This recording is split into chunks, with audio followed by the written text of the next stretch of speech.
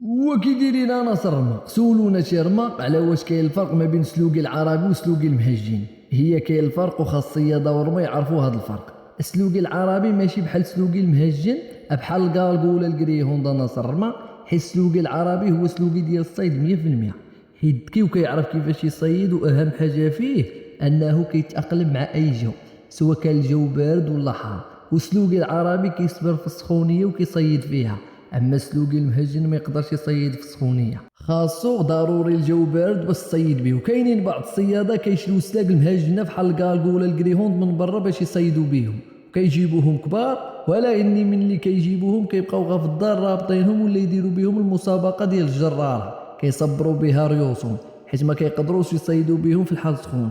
كيبدا يقول لك الوقت ماشي ديال الصيد دابا، ولكن الحقيقه هي ان السلاق ما يقدروش على الصيد في الصيف ولا في الحال سخون. وراه دابا ولات واحد القضيه ان اصحاب السلاق المهاجنه كيصيدوا في وقت الربيع ولا في الشتاء حيت خايفين على سلاقهم، كيبداو الصيد من شهر 12.